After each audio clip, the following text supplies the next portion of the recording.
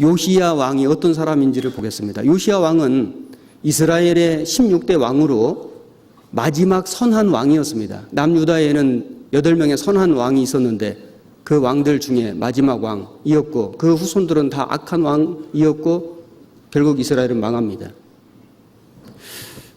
예레미야 22장 15절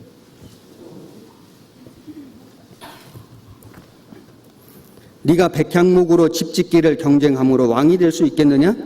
네 아비가 먹으며 마시지 아니하였으며 공평과 의리를 행치 아니하였느냐?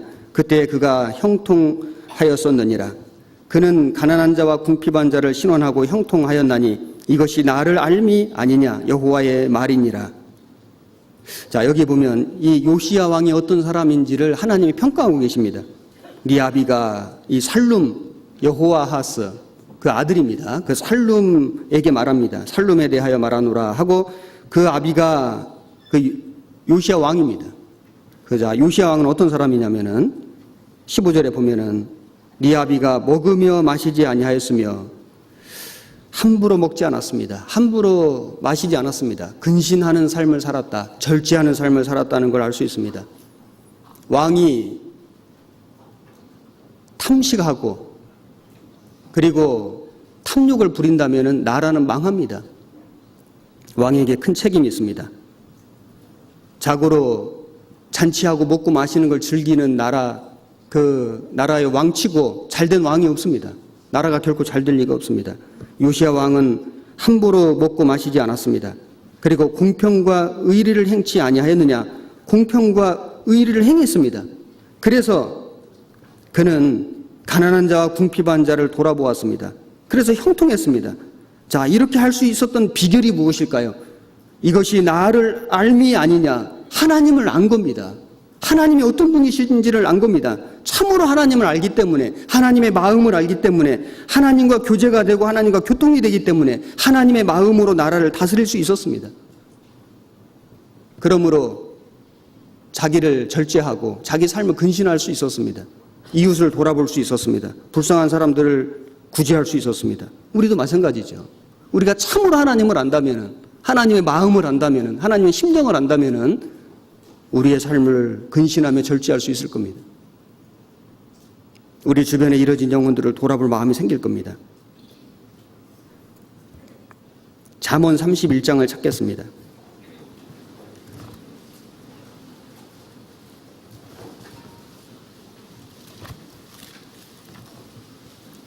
(31장) 1절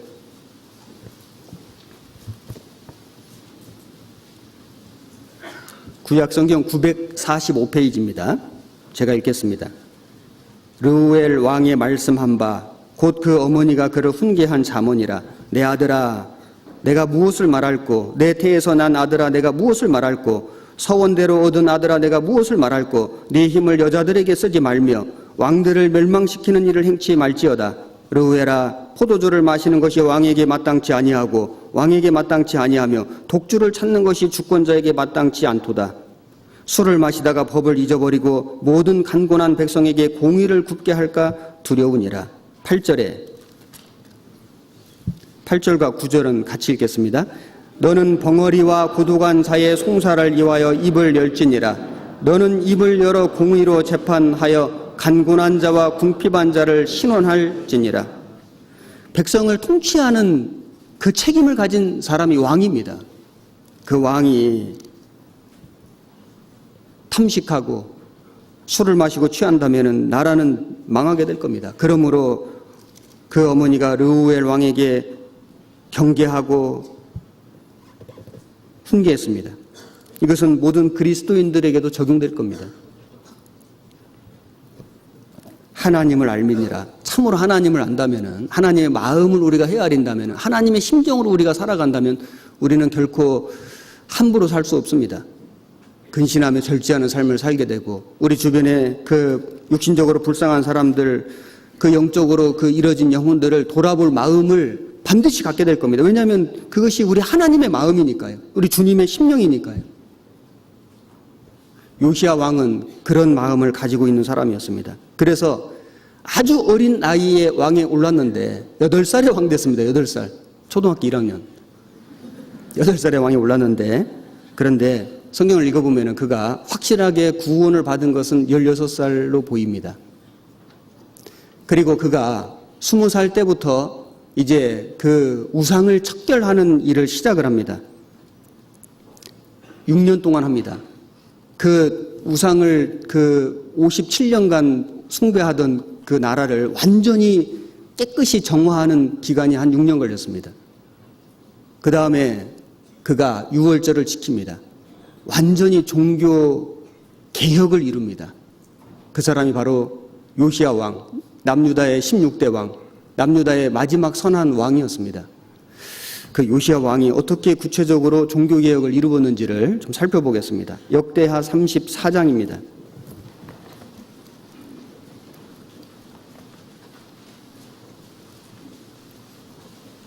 역대하 34장 1절.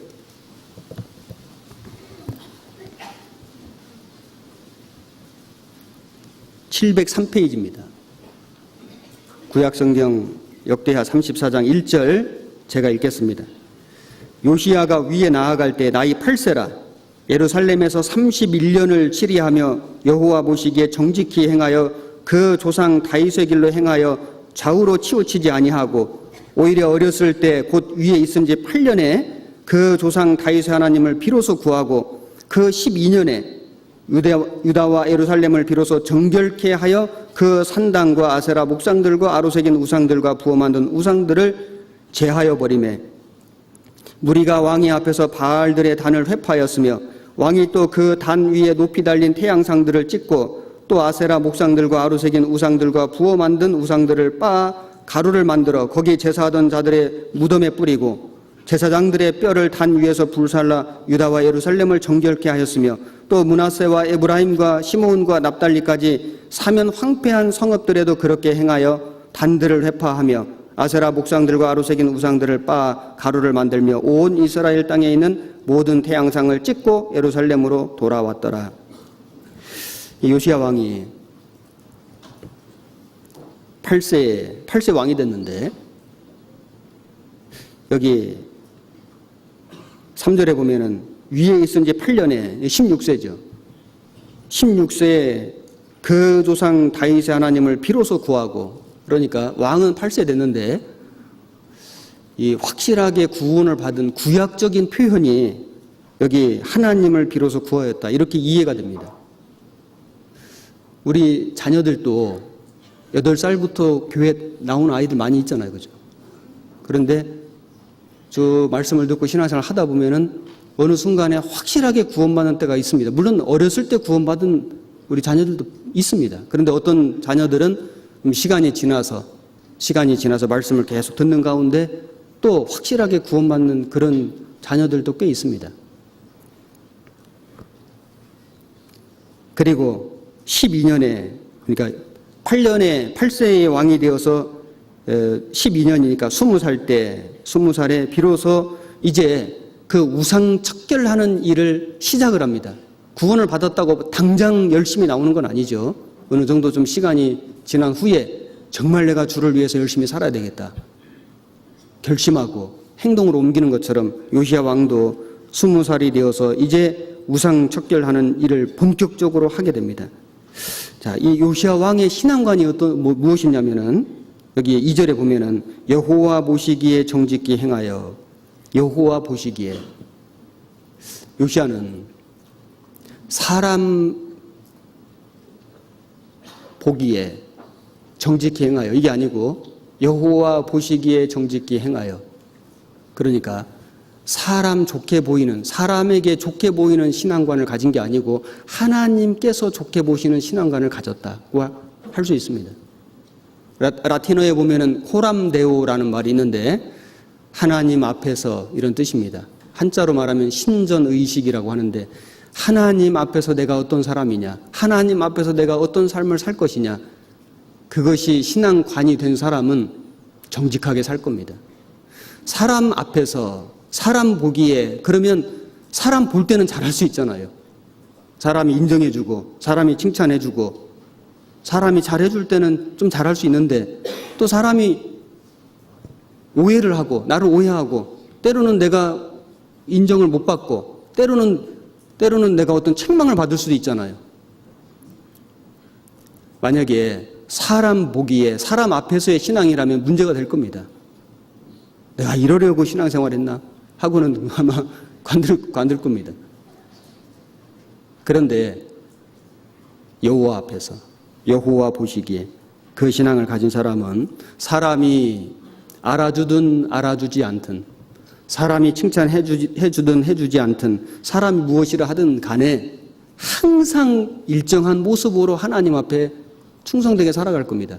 요시야 왕은 그런 신앙을 가진 사람이었습니다. 그리고 또 2절에 보면은 그 조상 다윗의 길로 행하여 좌우로 치우치지 아니하고 좌우로 치우치지 않았다. 그러면 항상 중간이고 중립이었다 그런 말이냐? 그런 건 아닙니다. 사람은 처세술 중에는 중간만 가라, 중간에 있어라, 이편저편 들지 말라 하지만은 그건 올바른 처세가 아닙니다. 하나님 편에 있어야 됩니다. 하나님 말씀이 기준입니다. 하나님의 법대로 순종하고 하나님 법대로 살아가야 됩니다. 그것이 여기 좌우로 치우치지 않는 삶입니다. 정로로 걷는 삶입니다. 하나님 말씀이 법입니다. 사사시대는 너무나 혼란한 시대였는데 왜 그랬냐면은 처음 시작은 여호와께 묻자와 가로되 하나님 법이었잖아요. 사사기 1장에 여호와께 묻자와 가로되 이렇게 시작을 했는데 사사기 21장에 가서 보면은 사람이 자기 소견에 오른 대로 행하였더라. 그래서 350년간을 아주 혼란한 시대, 계속해서 죄와 심판이 끊임없이 반복되는 그런 불행한 시대를 살게 된 겁니다. 우리도 마찬가지죠. 우리가 하나님의 말씀이 내 삶의 법이 되고 내가 누가 뭐래도 나는 하나님의 말씀대로 법대로 살아간다. 좌우에 치우치지 않는다 한다면은 처음에는 사람들이 이상하게 생각하고 문제를 삼을지 몰라도 시간이 지나면은 그것이 옳은 길이라는 걸 우리는 알게 됩니다. 요시야는 여호와 보시기에 정직히 행하였고 그리고 조상 다윗의 길로 행하여 좌우로 치우치지 않았습니다. 그래서 그는 종교 개혁을 이루고 그리고 이스라엘을 종교적으로 부흥시킬 수 있었습니다. 이런 신앙을 가진 왕이 있었기 때문에 가능한 일이었습니다. 우리 집이 개혁이 되고 우리 집이 부흥이 되려면 누군가는 요시야 왕처럼 살아야 됩니다. 하나님 보시기에 정직히 행하며 좌우로 치우치지 않는 삶을 살아갈 때 그 사람으로 인해서 그의 집과 또 그가 속한 그 많은 사람들은 선한 영향을 받게 될 것이 틀림없습니다.